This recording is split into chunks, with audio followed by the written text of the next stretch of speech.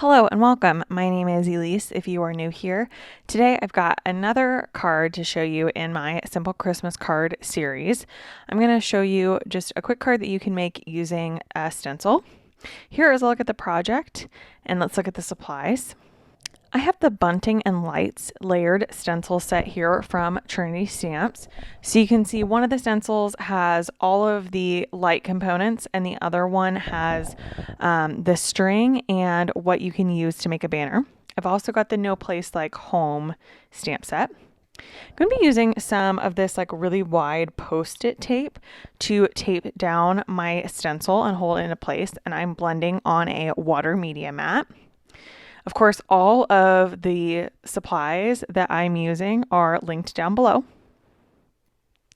So I'm going to start out by blending all of these strings and then the little boxes that the lights are attached to. I wish I remembered right now what those were called.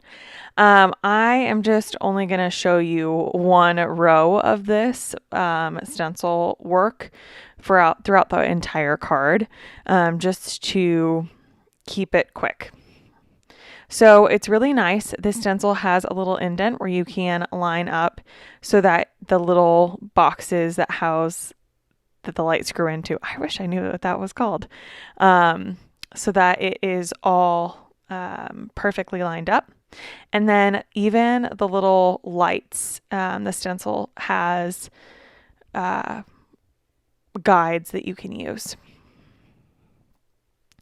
So I wanted to do rainbow ink blending on my lights. I really like the look of rainbow lights. White lights are great too, and you could definitely do this just using like a very soft yellow shade on a white, and I think you would get that same effect, but I wanted to do rainbow. I am using a series of Distress Oxide inks, so Candied Apple, Spiced Marmalade, Squeezed Lemonade, Mowed Lawn, and Broken China. I'm using little bits of that post-it tape to kind of mask off the next light. This is very much sped up. Again, I didn't want us to be here for forever. I think that you all, get what I'm going after here. So just going in with the Squeezed Lemonade, and then I'll do the Mowed Lawn and then the Broken China. And on the subsequent two strings of lights, I tried to space out where the colors were so that I didn't have blue lights stacked on top of each other the whole way down. And you can also see that the lights, the string, are in different positions just because I wanted a varied look. I wanted this to obviously look like the outside of a house with all of the lights and then the sweet sentiment on the inside. There is a little layer that will do highlights, so I grabbed a white gel pen to do those. I'm going to go ahead and do some stamping. I've got that No Place Like Home stamp set, and I've got the roof line here, and I am just going to use that Candied Apple Distress Oxide ink because it is already out, and I wanted the sentiment to have a little bit of a punch of color. So just going to go ahead and stamp that down, and then I can stamp down the greeting.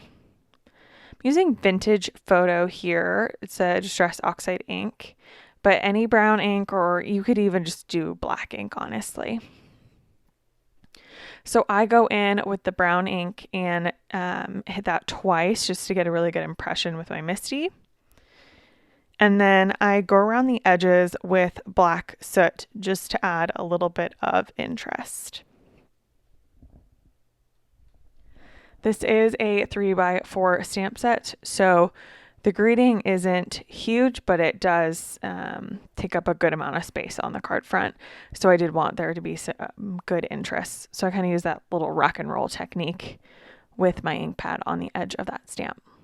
I've got some nesting oval dies here, and I'm just trying to figure out which oval will create the best size opening. I want to leave as much of that stenciled lights look as is possible. So once I have a good size, I'm just going to put that in the middle of my craft cardstock that I've ink blended on and run that through my die cutting machine. I'm just using a little bit of washi tape to hold that in place. You may notice when I pulled off the stencil, there was a little bit of black stray ink on my ink blended piece on that craft cardstock. I just used a Tombow Mono sand eraser to get that ink off. And you really can't tell that it was ever even there. So just running this through my die cut machine, and then you can see exactly how that's going to lay on top. I just go ahead and use some foam tape to pop that up. And then I can glue this down onto an A2 sized card base. I think the foam tape really adds a lot because this is a really simple card. Now I thought of some ways if you wanted to step this up, you could use some like glossy accents over the lights, do a more complex background where the sentiment is. But I am trying to make a bunch of Christmas cards this holiday season. And so I'm just going for things that are simple and don't take me very long to do. All in all, this card was just under half an hour to make. So really not too bad. Lining that up on my A2 card front, and that will complete the card for today. I hope that you enjoyed this video and watching this project. All of the supplies are linked down below. On screen are more videos. Be sure to subscribe, and I will catch you in the next one. Thank you so much.